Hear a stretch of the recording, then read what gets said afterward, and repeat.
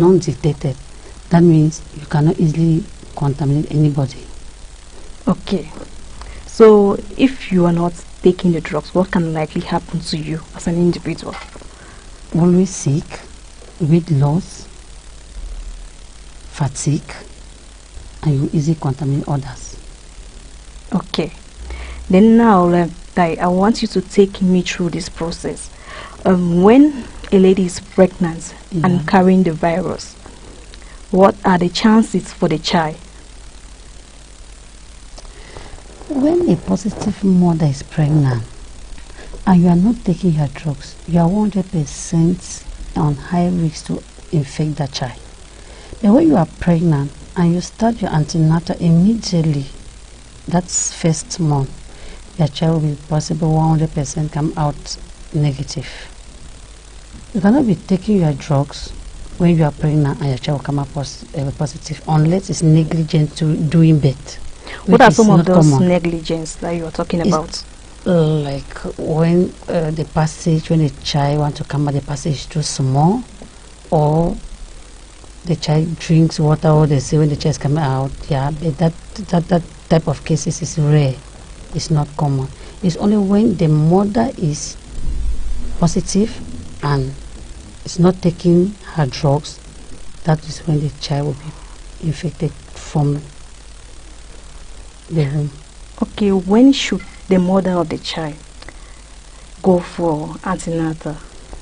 Immediately discover you are pregnant that first month. Don't wait until 3 months like other women that will wait until 3 months before they start the antenatal.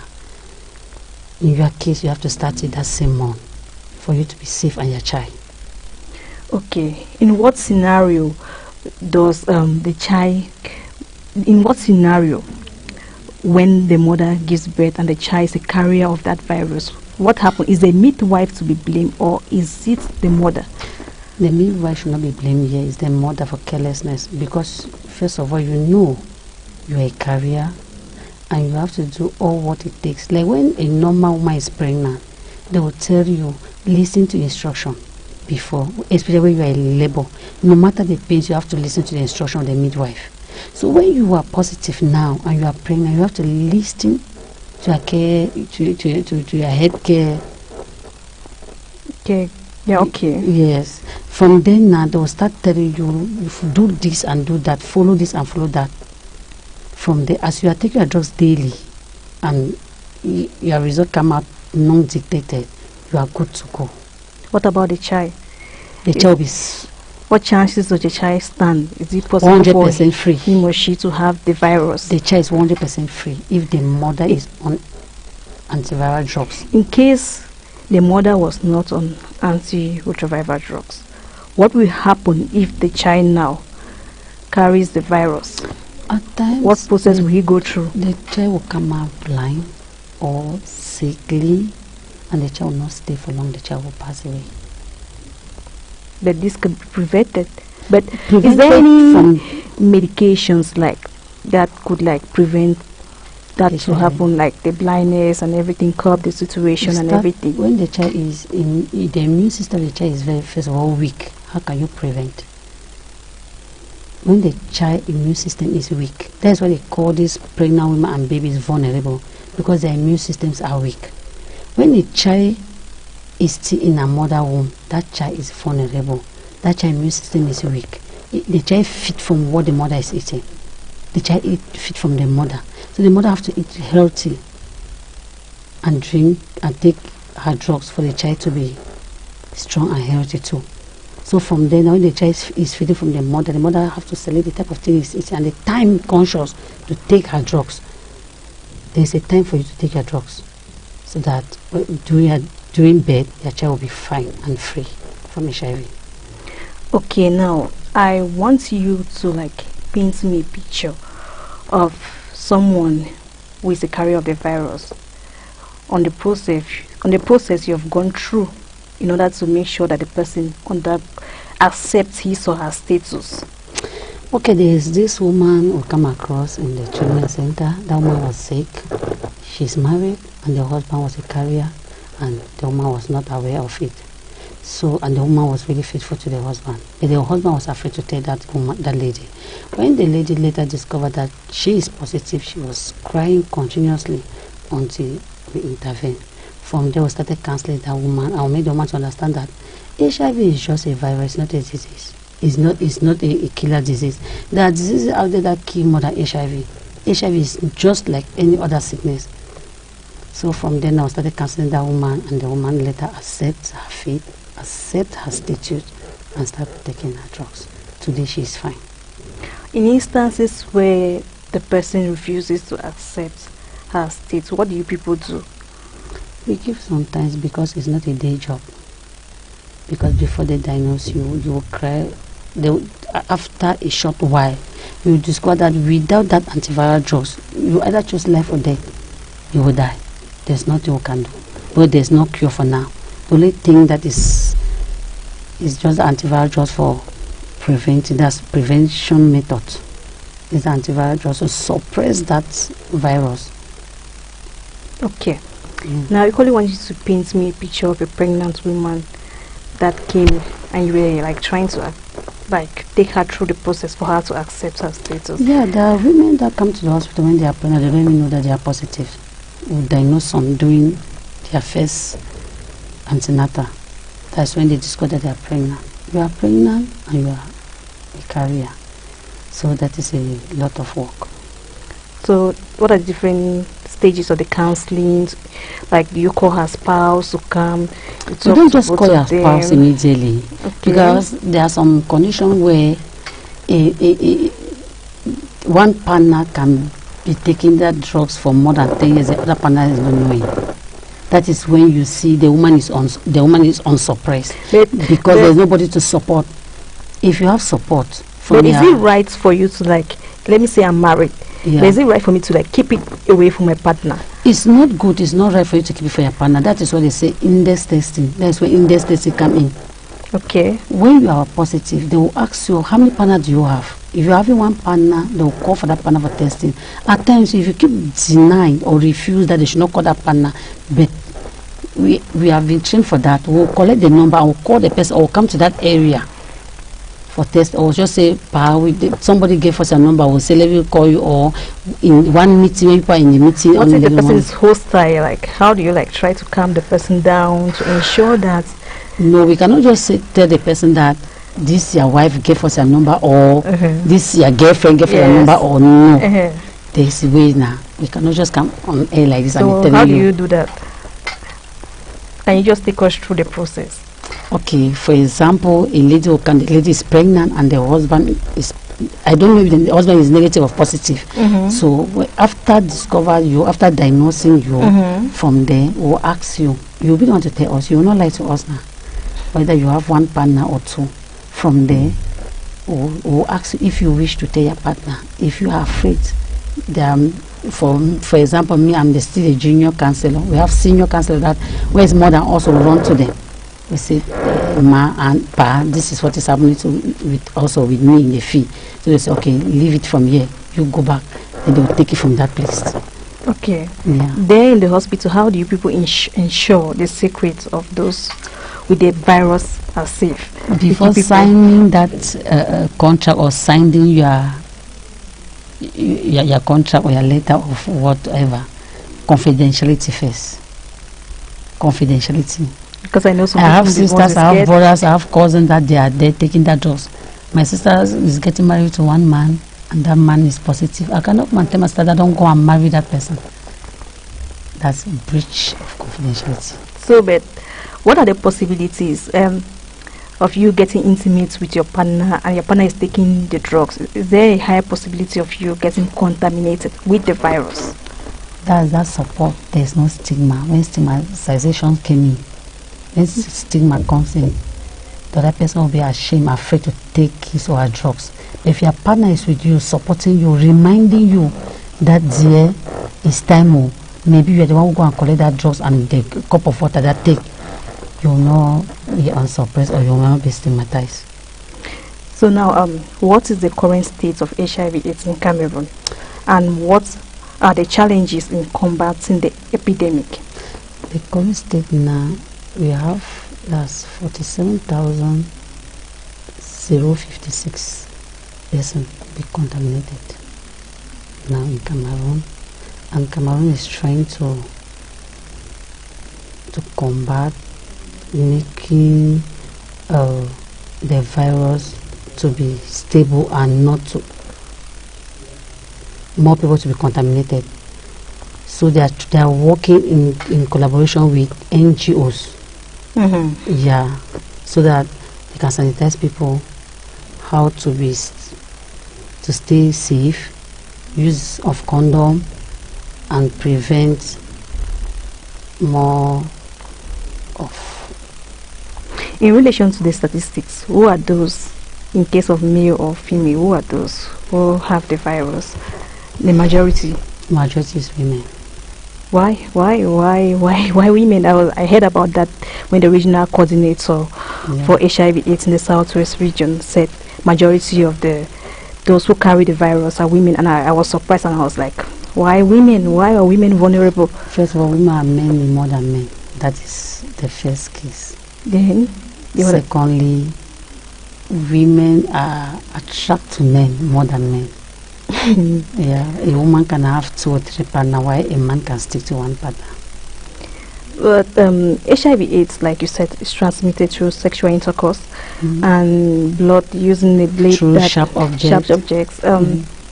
So, what advice will you give to like women, since they're the majority that have this virus? Yes, they should stick to one partner. Stop using sharp objects. But in another scenario, women should abstinence from sex. Okay. And use of condom should be common. Okay.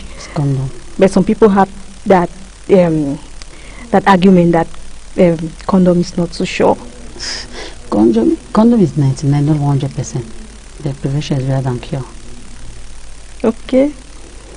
So now, what role can individuals and community play in preventing and managing HIV/AIDS?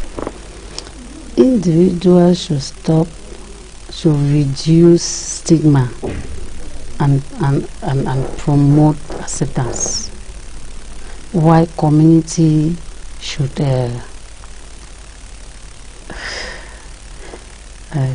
I'll just keep my mind. It happens at times. It happens. While government should help to encourage NGO to come in to support them, because they cannot do it alone. HIV is not something that you can boast of. It's a global something. You mentioned that you work with children, women. Can you take me through with it, 0 to 5 years? Yeah, 0 to 5 years, most of them are through birth, from mother to child, PMCT. So how do you manage that? Yeah, their own set of drugs are different. So they come from, let's assume that today is the first Wednesday of the month. They will count 0 to 5 months, will come on Wednesday, separate from the other one, so that they have their own health talk. Yeah, they don't know anything. They mostly talk to their caregivers. From 0 to 5 years, they come with their caregivers, so we educate their caregivers. We talk to them. You have a section with them. How is your child doing? What is disability? From there, you go to, if there's anything, you go and consult to the doctor. The doctor is already there. There are doctors already there standby. But at that tender age, they already have the virus. Yeah. Yeah, I don't know if in some years to come, the virus might disappear from their bloodstreams. No, the virus cannot just disappear like that, because the virus is not a curable one. We can only suppress, but we cannot cure. Doctor that cure, got that cure. Doctor treat, but doctor cure. They got cure. Doctor treat, God in heaven cures. So for now, there's no treatment for HIV, only prevent through antiretroviral drugs. What are other treatment options aside from the antiretroviral drugs? That's the only thing that I know for now. I don't know the other treatment. There's no other treatment because they are not yet published it out. Are there any new developments or breakthroughs in HIV/AIDS research? For now, I don't know any. Okay, dear viewers, we are going to take you to another segment, another interesting segment of the program. So we're going to have a short break and we'll be right back with you.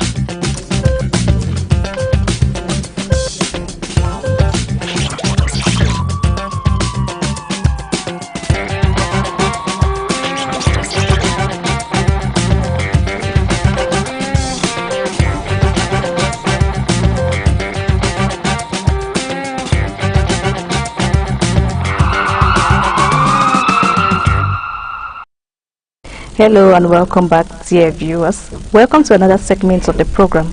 On this segment, we'll be talking about the prevention and protection, and we have with us a very high personality here with us, well groomed in the domain of HIV/AIDS.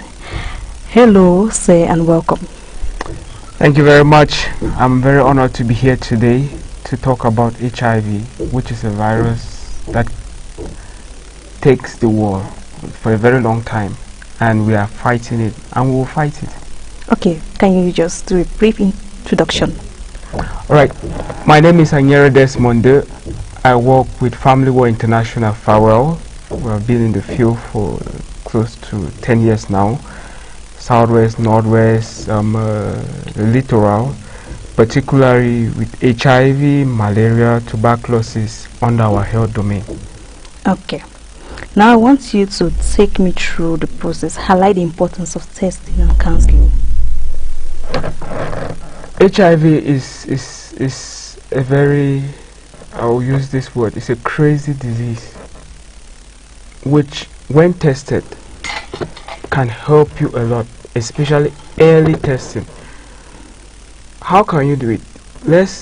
We advocate for the issue of testing. It is good for you to know your status because it helps us to track the disease, to track the virus, and get statistics on the number of persons who are infected and the age group and what other disease can follow. Because HIV is a manageable disease, but once it enters your system, it destroys your immune system and welcomes other diseases, other viruses. So early testing can actually help you reduce further damage of your immune system in particular. How can one live with someone who has the virus? How can one live? Yeah, like live together in a home with someone. How can you, like, safe practices? That's a very beautiful question. HIV is a manageable disease, and it's just like any other virus. I think it's normal So how can you practice not being infected too? First, like others have been saying over the years, you have to avoid certain things that transfer blood or fluid. For example, you cannot use the same blade, you cannot use the same needle. Sexually, you cannot have sex with a person. So those are some of the measures in which you can prevent yourself from not being infected. But apart from that, you can bathe with them, you can eat with them, you can hug them, you can do everything with them, apart from things that has to do with blood transfusion and semen and bodily fluid. Okay, now I want you to share stories of people living with HIV/AIDS. All right, a story or stories, because I have a lot of stories. Stories, like so. Okay, I think particularly here in the Southwest, the regional technical group is doing a tremendous job. In August, we were for Vacances Sans Sida HIV-free holidays campaign, which was a huge success, where we targeted youth, and the theme was zero infection by 2030, and I believe we can succeed with this challenge. After that program, that was in August, the recent one we had was the WAC program, World AIDS Campaign, which was a 10-day program where Family War International, where I work with, partner with other sister associations like the Baptist Hospital, Mutengene, where we had a 10-day work here in the Southwest through community engagement, sensitization, testing, treatment, and referrals. So during this period, we met a lot of people, both young, middle-aged, and old, both male and female. Here, one thing that we learned was that HIV transcends age, transcends boundaries, transcends even cultures, transcends even beliefs. So there are persons that live with this virus who accept it because of the environment in which they are and because of the persons they associate themselves with, and there are persons who, when diagnosed and they discovered that they were positive, it was devastating. It turned their whole world apart. They became segregated, they became isolated, they felt rejected, stigmatized, debased, and devalued. So it affected them mentally, it affected them personally, it affected their families too. There was this particular case, I will call it M, where she was a very dynamic 35-year-old M, who was very friendly, open-minded, and welcoming as of the data we got from the society or from the community or from the immediate family and from herself. But when she was tested positive, it was like her whole world was shut down. It's like they switch off the light in the world. It's like she was locked in a corridor. So when she narrated her story, she was stigmatized, double stigmatization from herself, because she felt bad, she felt pitiful, she felt alone, and then she feeling alone helped other people to reject her too. She was so isolated. It made people to be scared of her. It gave weight loss, rapid weight loss. When I said I will speak in pidgin, person lost weight. It cut down within a short period of time, and it made her look older, it made her look weak, it made her look hungry, it made her immediate family feel pain, because what she was doing, she was a petty trader, a businesswoman doing her business, but she could not do it because she was scared that she might contaminate or infect other persons. So it did not only destroy her individually, it did affect the whole community. So what did we learn from that story? When we got encounter with her, like other people we said, like I said in the opening introduction, that we do referrals.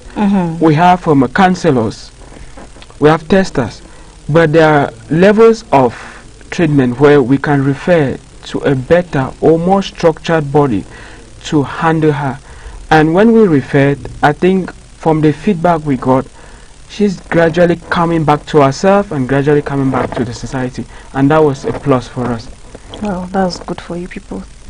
And you people are really doing a laudable job here in the southwest region, in particular in Cameroon as a whole, in empowering, ensuring that the people with the virus live a very good life in the society and are not afraid of anything, and they are looking good, healthy and everything, and people equally not looking down on them.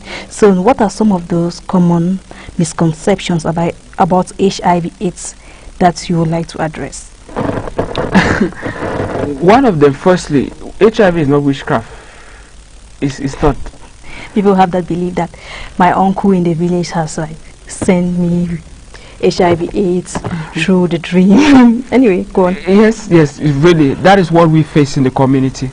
Like, now, bad sick way they don't send up. It is not. It is just like any other virus out there. I think what we should be looking at right now, HIV is more than 30 years old now, and 25 years old in Cameroon, as we could say.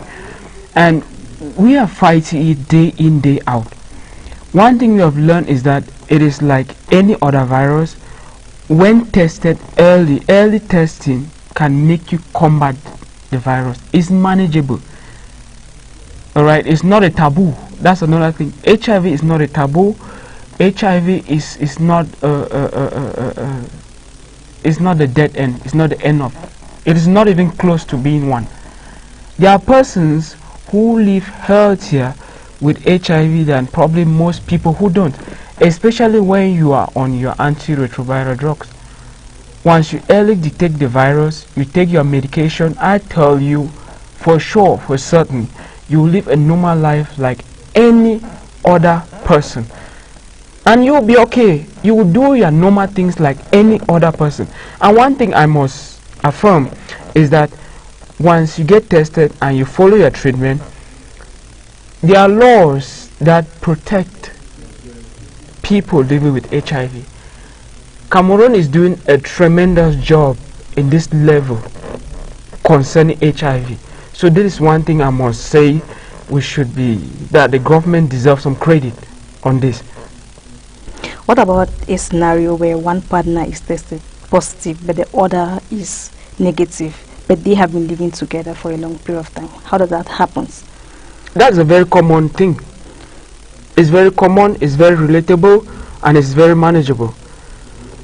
Like I said, once a partner dictates that he or she is positive, straight antiretrovirus. Take your medication regularly, feed well, keep your mental health straight, and your partner will not be affected. You will be okay. It's not a taboo, it's a manageable disease, it's a manageable virus, which when we two work together is good as everything. So please, one advice we'll give probably at the end, but I'll still give it now is... But before going to that advice, how does the stigma affect people living with HIV/AIDS? It is huge.